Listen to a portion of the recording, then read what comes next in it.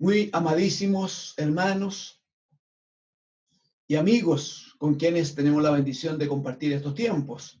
Agradecemos tanto al Señor que nos permita cada día estar cerca, estar juntos, estar reunidos en torno a Jesucristo, el bendito Hijo de Dios, en torno a su palabra, en torno a su revelación. Amados hermanos, debo decir que este es un hermoso día porque es el día en que especialmente nos ofrendamos al Señor, ¿no? Ofrendamos nuestra vida, ofrendamos nuestros cánticos, nuestra oración, nos ofrendamos todo lo que de más resulte, todo lo que de más, como varias familias lo hacen por la gracia del Señor. Todo lo que más resulte como manifestación de gratitud y alabanzas al Señor, el Señor lo va a recibir según el corazón de cada uno esté dispuesto para esto, ¿no? Sean todos bendecidos, son todos bienvenidos. Les invito a que entremos a honrar al Señor y a ser alimentados por Él a través de su palabra. En el nombre del Señor. Amén. Amén. Gracias al Señor. Gracias al Señor. Hay un texto, hermanos, que podría servirnos, juzgo yo, como un elemento de apoyo, un elemento de respaldo. Si tiene la facilidad, por favor, me acompaña a Efesios capítulo 2. Efesios en el capítulo 2. Mire el versículo 19, por favor.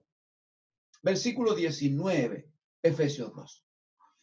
En el nombre del Señor dice, así que ya no sois extranjeros ni advenedizos, sino conciudadanos de los santos y miembros de la familia de Dios.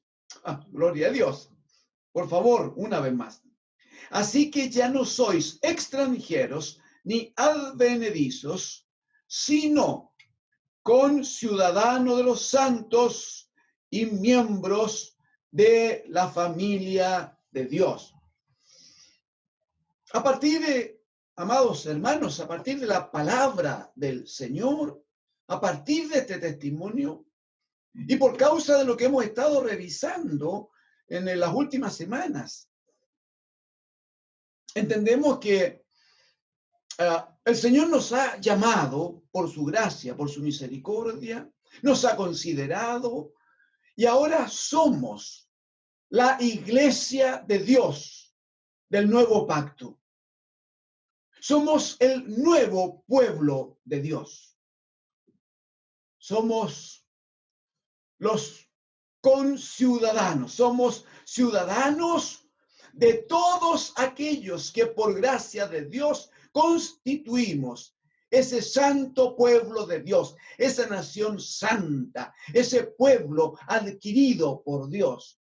Pero además, bendito sea, además el Señor nos ha introducido en la casa. Como lo sabemos por Juan 1:12, a todos los que recibimos a Jesucristo, a los que creen en su nombre, les dio potestad de ser hechos hijos de Dios. Bendito es el Señor. Por eso que el apóstol dice aquí que ya no somos extranjeros, o sea, no somos de otra nacionalidad, no somos de otro país. Somos del país, somos de la nacionalidad, somos del pueblo del bendito Dios de los cielos, de un solo pueblo, de una sola nación, todos sin diferencias, sin distinción. Pero además dice que somos miembros de la familia de Dios. Oh, gloria a Dios. En ese contexto, entonces, somos la iglesia que el Señor está formando. No perdemos de vista una palabra que tenemos hace ya un mes atrás, juzgo yo, cuando el Señor decía a los discípulos y a Simón Pedro en particular, sobre esta roca edificaré mi iglesia, sobre esta roca. Pero dice, edificaré, y dice, mi iglesia. Claro, somos su iglesia, no hay duda. Entonces, esta es la iglesia que el Señor está edificando. Bendito sea. ¿Cómo lo hace? ¿Cómo lo hace? Debo invitarles a que me acompañen, por favor, a examinar allí en Hechos, capítulo 1, amados hermanos. Hechos, capítulo 1.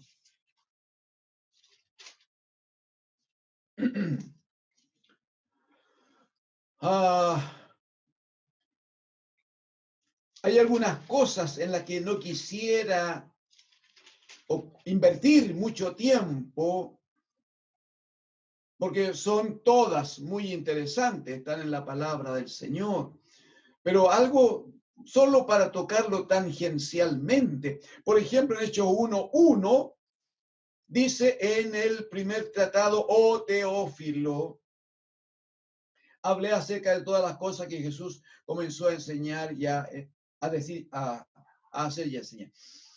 Esto de, oh excelentísimo Teófilo, oh Teófilo, y habla del primer tratado, solo dejemos lo dicho que está hablando del Evangelio de Lucas.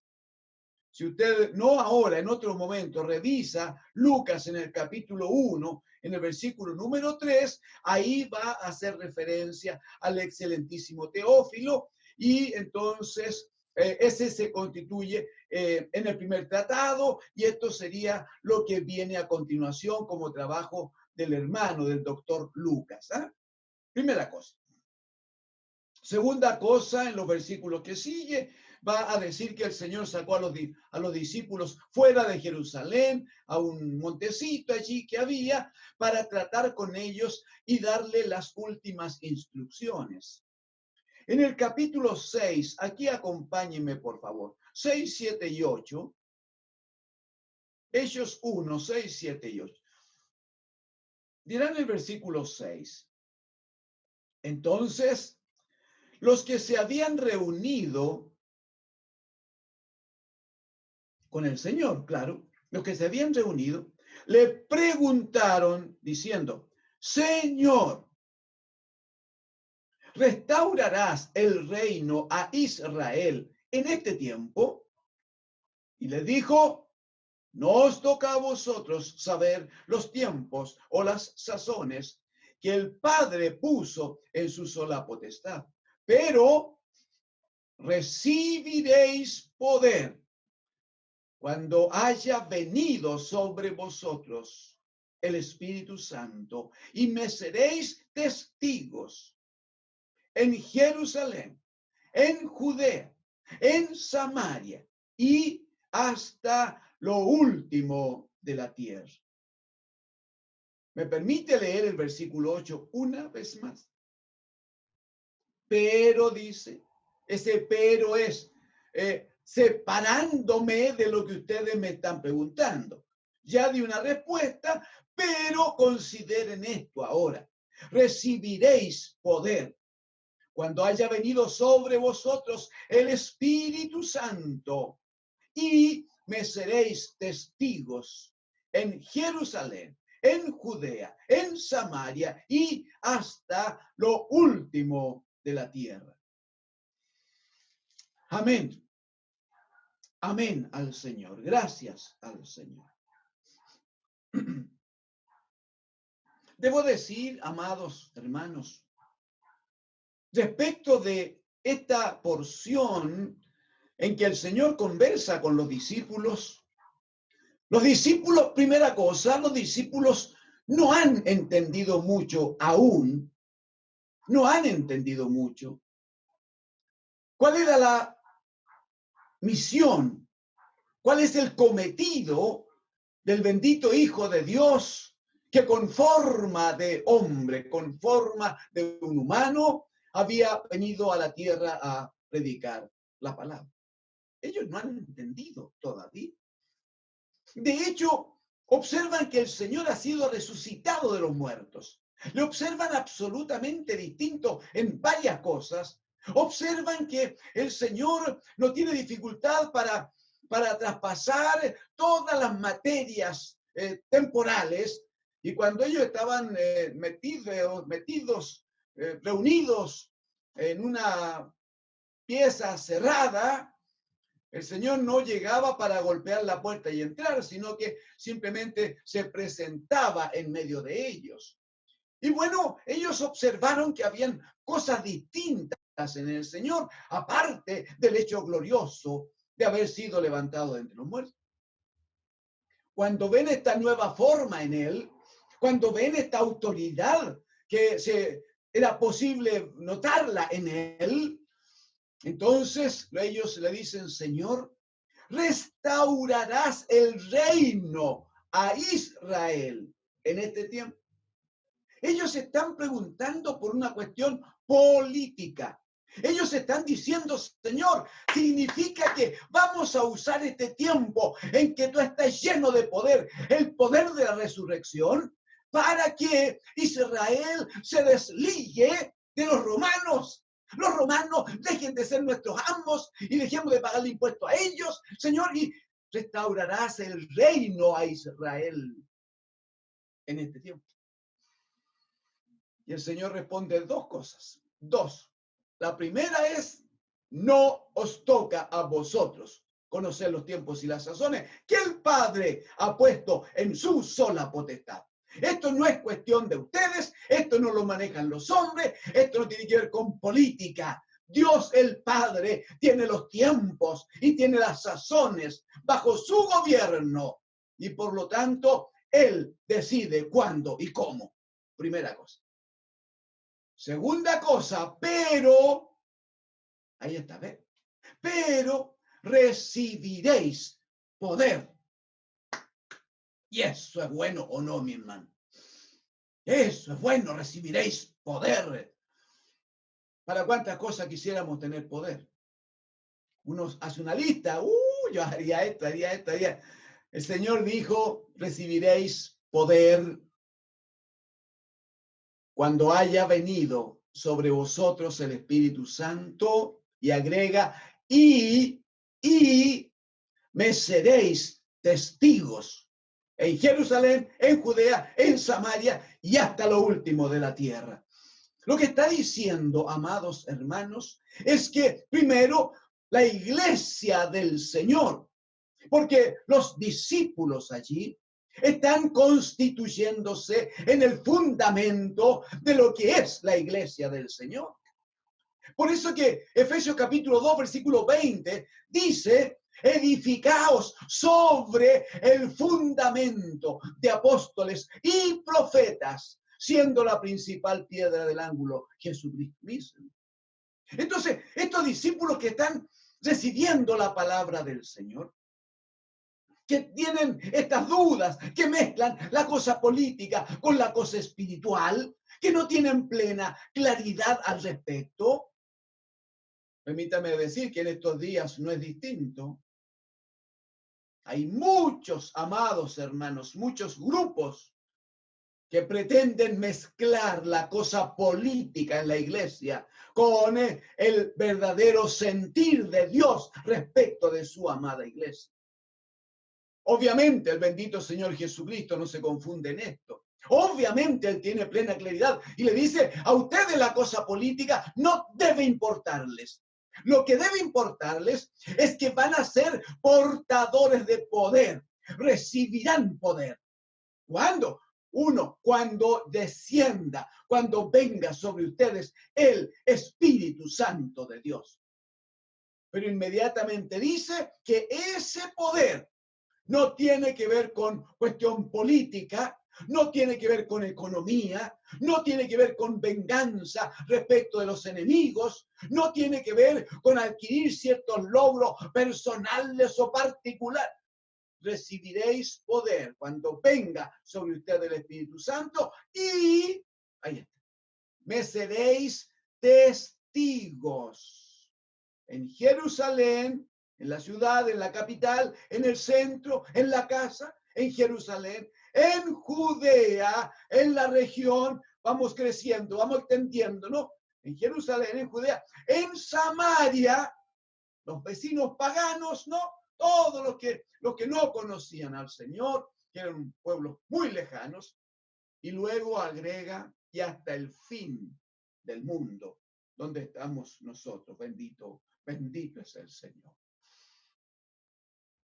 Lo que nos importa dejar establecido entonces, si el Señor lo permite hoy día, amados hermanos, es que el Señor, al constituir la iglesia, al iniciar el trabajo de edificación de la iglesia, según ya hemos aprendido antes, Él tiene propósito, tiene objetivo respecto de su iglesia.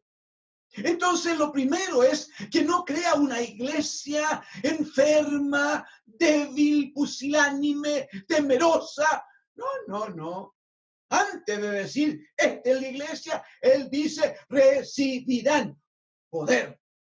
La iglesia es una iglesia que tiene poder de Dios, aleluya, respaldo de Dios, que tiene una palabra de autoridad que el Señor nos ha conferido. No se olvide que el Señor Jesucristo dijo, y en mi nombre, amén, echarán fuera demonios, pondrán la mano sobre los enfermos y sanarán, podrían comer cosas mortíferas y no les harán daño, etcétera, etcétera, etcétera.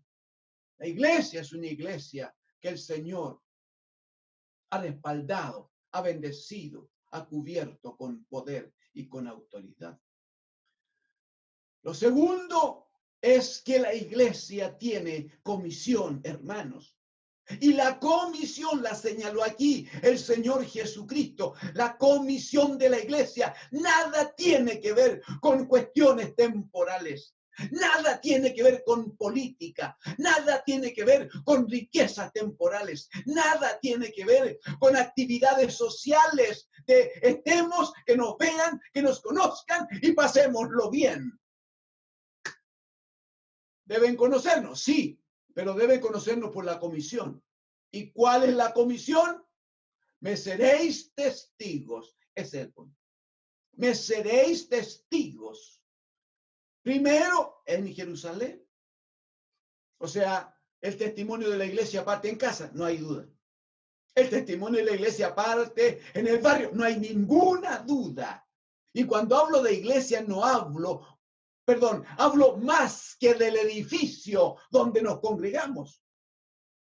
Hablo de cada familia, hermanos, porque así nos lo enseña la palabra del Señor. De esto algo ya hemos conversado. Hablo de la iglesia del Señor en cada hogar, en cada familia, en cada persona. También en el barrio donde los hermanos están viviendo. También en el trabajo donde los hermanos están allí manifestando sus capacidades.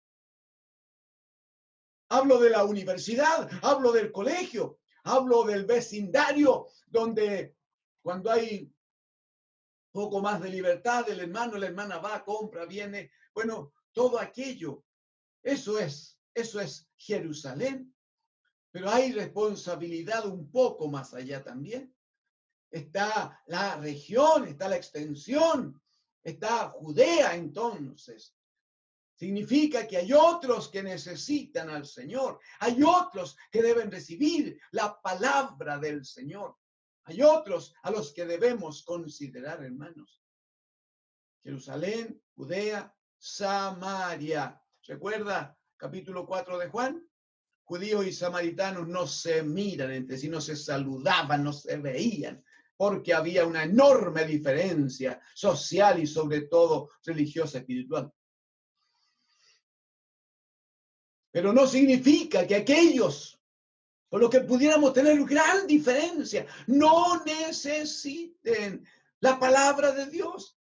No significa que ellos no necesiten ser salvos, no necesiten probar el valor de redención de la sangre de Cristo. No significa que hay que negarles, haya que negarle a ellos la oportunidad, la posibilidad de que conozcan a Jesucristo como el único camino al Padre. Entonces, sí, partimos en Jerusalén, avanzamos por Judea, pero hay que llegar a Samaria, hay que llegar. Y luego hasta los confines de la tierra, hasta lo último de la tierra. Hermanos, no todos podremos ir a predicar al norte y al sur del país. No todo podremos ir a establecer iglesia, no todo. Pero la iglesia debe sentirlo, debe verlo como una responsabilidad. La iglesia debe vivirlo como un desafío diario. La iglesia debe comprometerse, preparando obreros, preparando hombres que estén dispuestos en su alma, en su vida, en su cuerpo, para dejar muchas cosas e ir y ser obreros del Señor, donde el Señor les comisione. Pero también la iglesia debe entender que a esos obreros hay que respaldar, hay que apoyar, hay que cubrir, hay que permitir que nunca surjan entre nosotros, hermanos, testimonios como algunos que hemos escuchado lamentablemente. Varones inocentes que han ido mandados a distintos lugares y que una vez que están allá son abandonados, pasan hambre, pasan necesidades, sus hijos crecen en una mala condición y cuando los chicos van desarrollándose, se rebelan contra algo tan precioso, tan alto y tan grande como es el Evangelio de Jesucristo, el amor de Dios el Padre y el sacrificio que por nosotros hizo el bendito Hijo de Dios. Amados hermanos, la iglesia tiene comisión. La comisión es, y me seréis testigos en todo lugar. El Señor algo ya les había anticipado a los discípulos cuando le dice en Mateo capítulo 5, versículos 14, 15, 16, vosotros sois la luz del mundo. Vosotros sois la luz del mundo. Y no se enciende una luz, decía el Señor, para ponerla debajo de un cajón, sino se pone en alto para que alumbre a todos los que están en casa. Así decía él, deben ver vuestra luz o vuestras obras.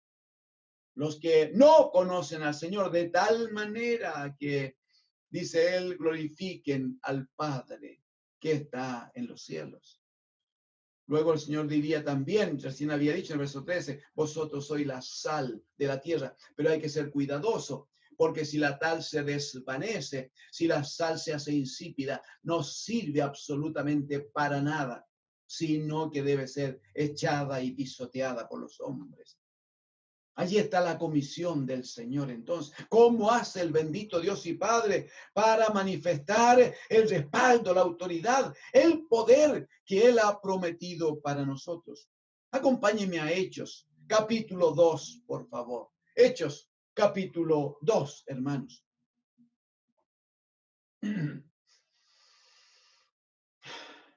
Vamos a leer allí los primeros versículos. Acompáñenme a leer hasta el versículo 13, del 1 al 13. Es para que tengamos la narración, la narrativa del hecho, cómo se sucede, y luego examinemos algunas verdades del Señor que son necesarias para entender cómo el Señor va trabajando, va formando su amada iglesia, amado, ¿no? Muy bien. Hechos 2:1, hermanos. Cuando llegó el día de Pentecostés, estaban todos unánimes, juntos. Y de repente vino del cielo un estruendo como de un viento recio que soplaba, el cual llenó toda la casa donde estaban sentados. Y se les aparecieron lenguas repartidas como de fuego, asentándose sobre cada uno de ellos.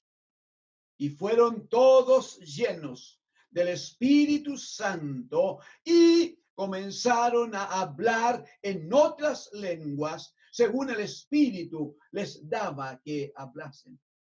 Moraban entonces en Jerusalén judíos, varones piadosos de todas las naciones bajo el cielo. Y hecho este estruendo, se juntó la multitud. Y estaban confusos, porque cada uno les oía hablar en su propia lengua. Y estaban atónitos y maravillados, diciendo, mirad, ¿no son galileos todos estos que hablan? ¿Cómo pues? Les oímos nosotros hablar cada uno en nuestra lengua en la que hemos nacido.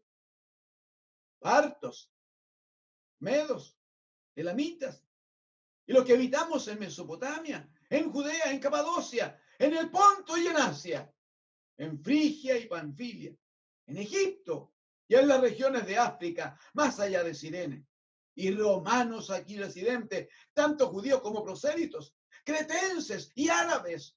Les oímos hablar en nuestras lenguas las maravillas de Dios. Y estaban todos atónitos y perplejos, diciéndose uno a otro, ¿qué quiere decir esto? Mas otros, burlándose, decían, están llenos de mosto. Amén al Señor. Amén al Señor. De la lectura, amados hermanos, que hacemos de la palabra del Señor,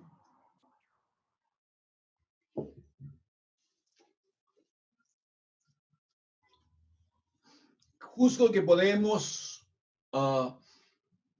ya tomar un entendimiento. Hay hermanos nuestros que conocen de esto, han leído, han participado muchas veces de enseñanza, de predicación a este respecto. Pero pudiera ser que vaya algunos hermanos en algún sector, en algún lugar donde están compartiendo con nosotros este día.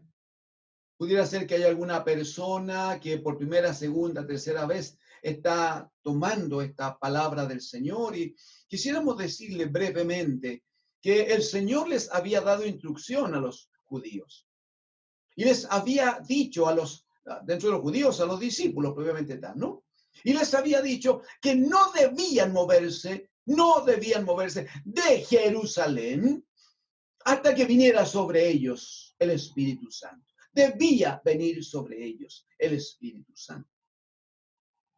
Recién leímos que el Señor les dice que el Espíritu Santo va a venir para adecuarlos, para llenarlos de poder, de tal manera que puedan sacar adelante la tarea que el Señor les había entregado, ¿no?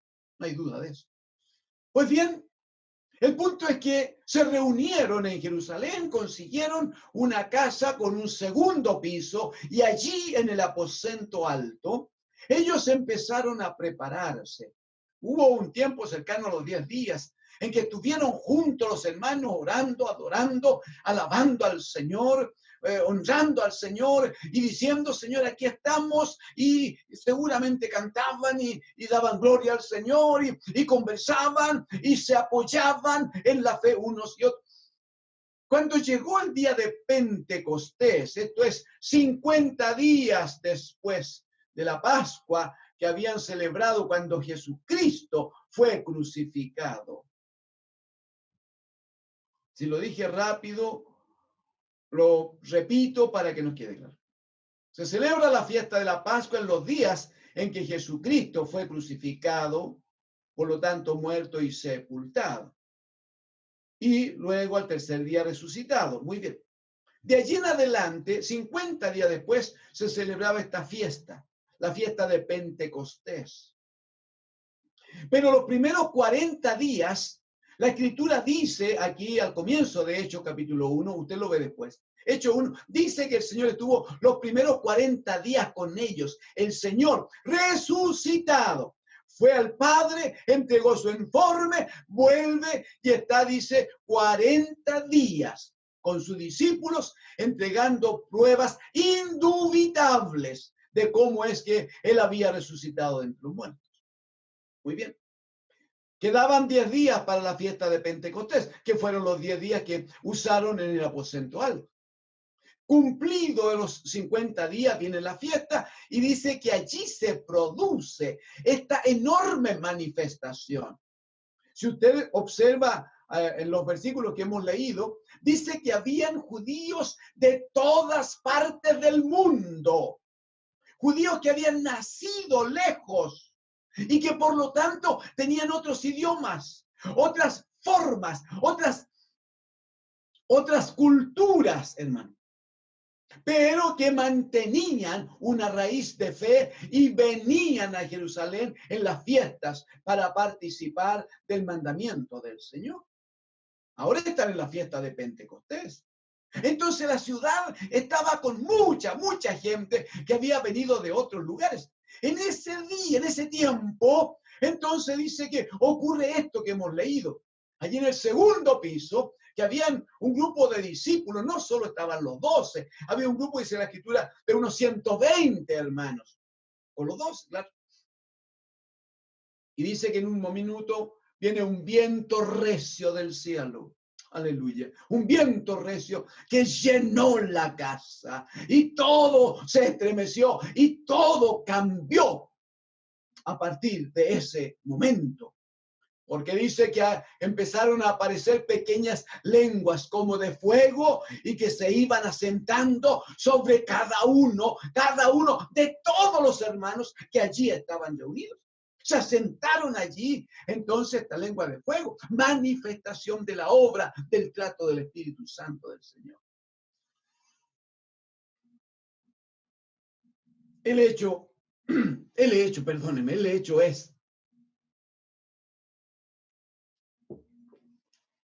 que desciende el Espíritu Santo.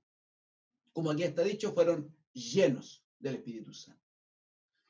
Y dice, comenzaron a hablar en otras lenguas según el Espíritu les daba que hablase. ¿Qué había dicho el Señor? Me van a ser testigo cuando venga sobre ustedes el Espíritu Santo. Entonces, comencemos brevemente a decir algunas cosas que tienen que ver con la iglesia del Señor. Lo primero es que habla la iglesia del Señor, amados hermanos, que habla la iglesia del Señor. ¿De qué anda preocupada? Del deporte, de la política, de los acontecimientos, de la próxima renovación de no sé qué cosa, ¿de qué anda preocupada? Porque el Señor dijo, para la iglesia van a ser llenos del Espíritu Santo y me serán testigos. Y dice aquí en el capítulo 2 que cuando desciende el Espíritu Santo y los apóstoles y los discípulos fueron llenos del Espíritu Santo, dice que empezaron a hablar en otras lenguas, o sea, de otra manera, eso está diciendo. Empezaron a hablar en una lengua renovada, eso está diciendo. Un hijo de Dios, un miembro, un hermano, una hermana que es iglesia de Dios, no puede hablar ahora de la misma manera que hablaba antes de venir a Cristo el Señor. No puede salir de su boca la misma palabra, de la misma manera, con el mismo contenido. Porque el Señor dirá de la abundancia del corazón, habla la boca. Si el corazón está renovado en Cristo, el hablar es renovado entonces. Si el corazón está lavado por la sangre de Cristo, entonces el hablar será un hablar absolutamente nuevo y distinto. Entonces, cuando usted ve alguien que se declara hermano, parte de la iglesia del Señor, y anda preocupado del dinero, de la política, de los logros personales, de que los llamen de la televisión, de que... Entonces uno debe a lo menos pensar, a lo menos debe preguntarse, si ha operado allí la acción del Espíritu Santo.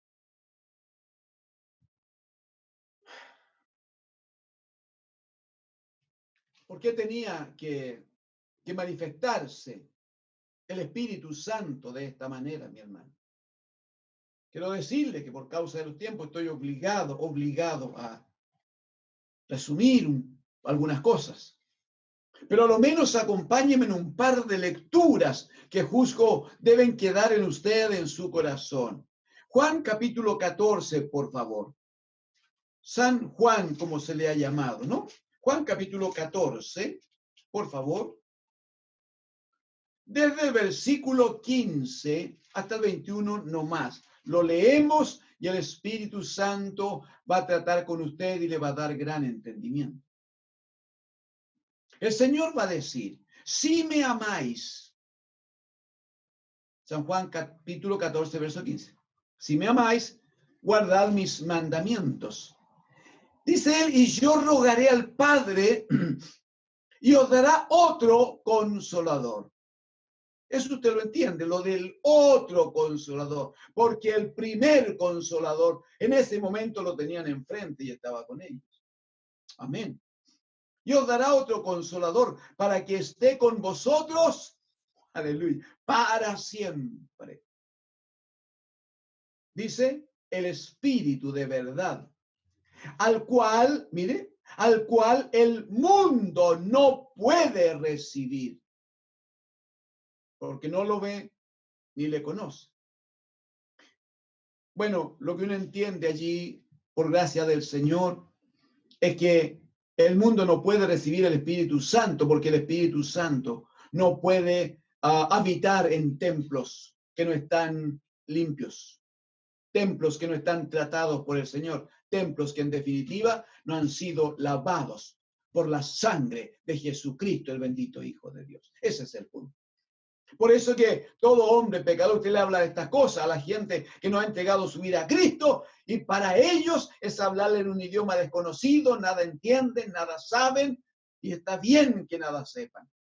Porque la Escritura va a decir que el príncipe o el Dios de este siglo les ha cegado el entendimiento, no pueden verlo.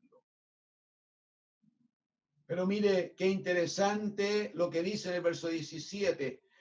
Hablando del Espíritu de verdad, dice, al cual el mundo no puede recibir porque no le ve ni le conoce, dice, pero vosotros, amén, le conocéis porque mora con vosotros y estará en vosotros. 18, no dejaré huérfanos.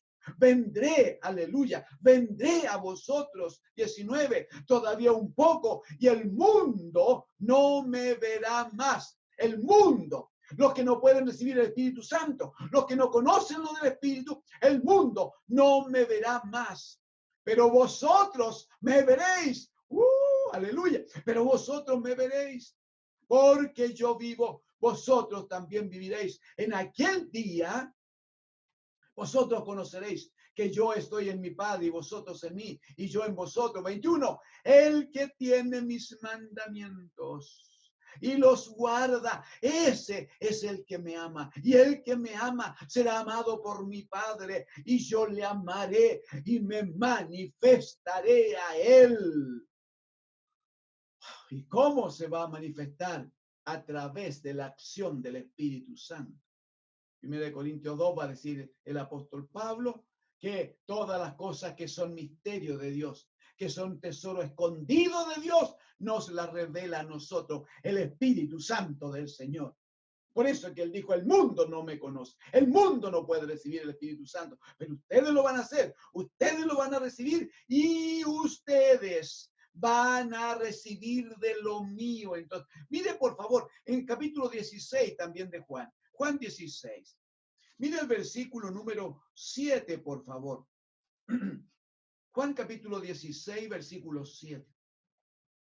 Pero yo digo la verdad, dijo el Señor. Os conviene que yo me vaya. Porque si no me fuera, el Consolador no vendría a vosotros. Mas si me fuere, os lo enviaré. Y cuando Él venga, convencerá, versículo número 8, cuando Él venga, mire, atiende, convencerá al mundo de justicia, perdón, de pecado, primero pecado, de justicia y de juicio. De pecado, por cuanto no creen en mí. De justicia, por cuanto voy al Padre. Y no me veréis más.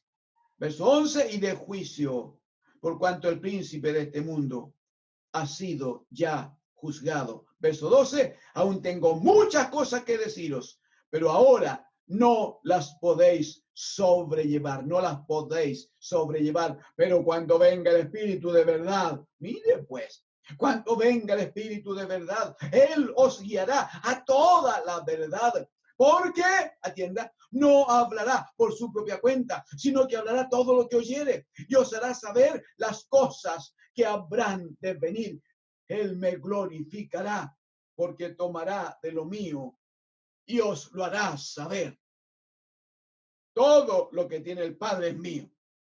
Por eso dije que tomará de lo mío y os lo hará saber.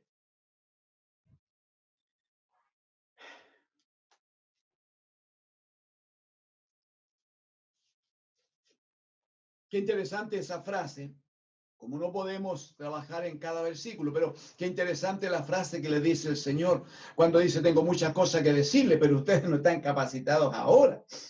No pueden ahora recibir estas cosas, no, su mente no está dispuesta, no está capacitada, no lograrían entenderlo. Pero dice, cuando venga el Consolador, cuando venga el Espíritu de verdad, dice, Él os enseñará todas las cosas. Y la verdad, usted sabe, es Cristo el Señor. ¿Y cómo lo hará? Dice, tomará de lo mío y os lo hará saber. Y ahí entonces, vamos a centrar ahora, vamos a acercarnos al cierre de este tiempo de conversar la palabra, haciendo referencia a un par de cosas. Primero, la función asignada por Dios el Padre y que claramente es declarada por Jesucristo, el bendito Hijo, respecto del Espíritu Santo de Dios. Lo que leímos en el capítulo 2 de Hechos de los Apóstoles, capítulo 2, es que cuando los discípulos recibieron el Espíritu Santo, cuando esas lenguas de fuego se fueron dispuestas sobre su vida, sobre su cabeza, cuando cayeron sobre ellos esas lenguas de fuego, la Escritura dice que empezaron a hablar en otras lenguas. El comentario de la gente es que hablaban todos en distintos idiomas, dice literalmente las maravillas de Dios. Dice que hablaban en idiomas, hermanos.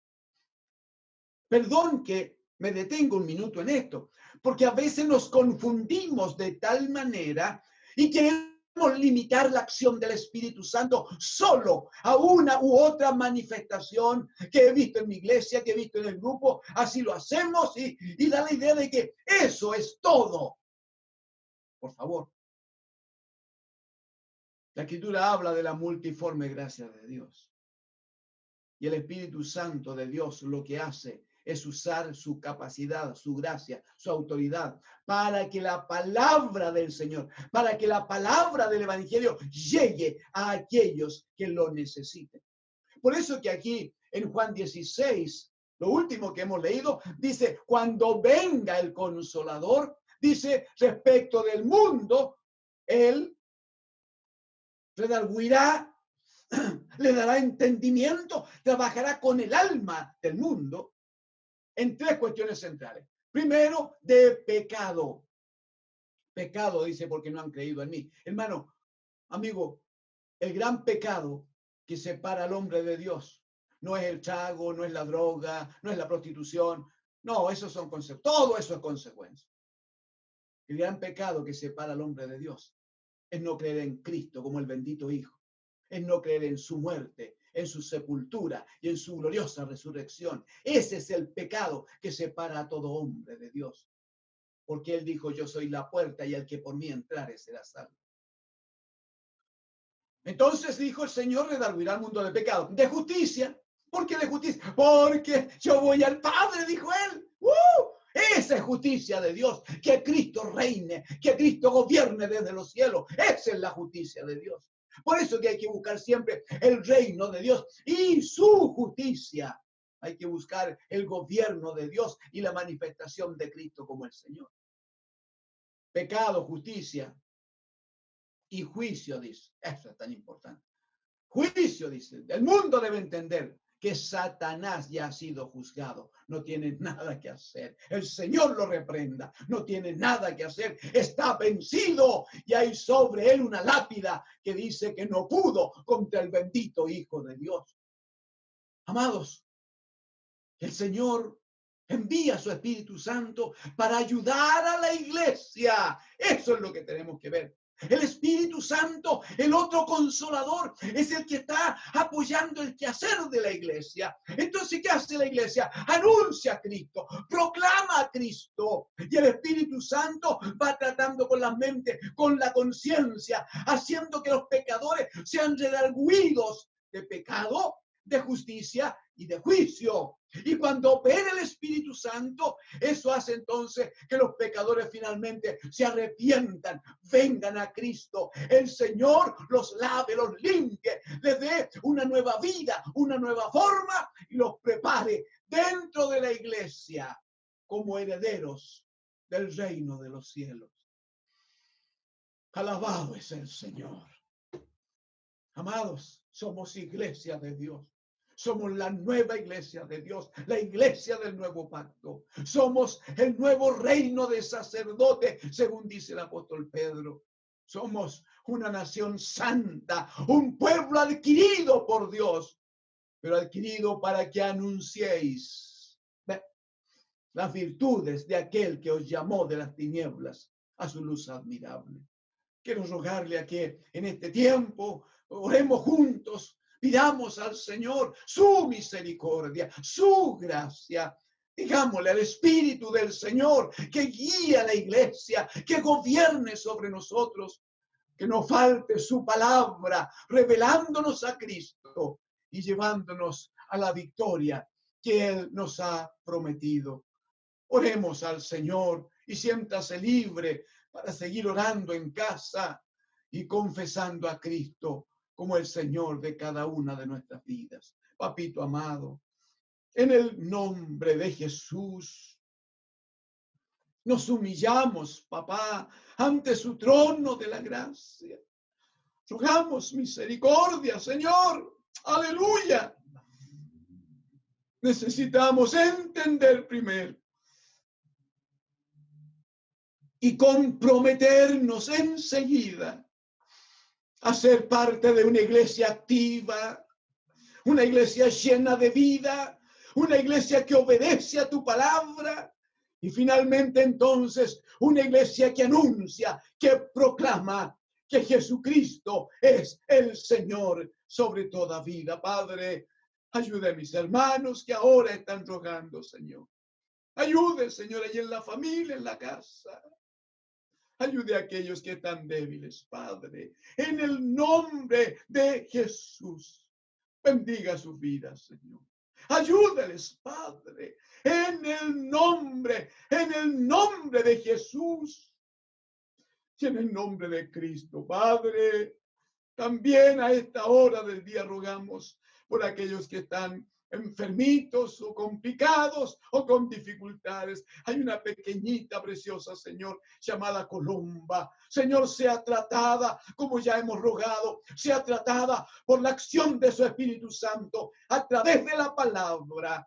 Y la pequeña sea sana de sus caderitas. En el nombre de Jesús, como testimonio, Padre, a su familia, a los que le conocen, pero sobre todo como testimonio de que tú eres y seguirás siendo el Señor. A usted la gloria, Señor. A usted la honra, Padre. A usted la alabanza por siempre. Bendiga a mis hermanos, Señor, que entregan a usted sus cargas. Amén, Señor, en el nombre de Jesús. En el nombre de Jesús.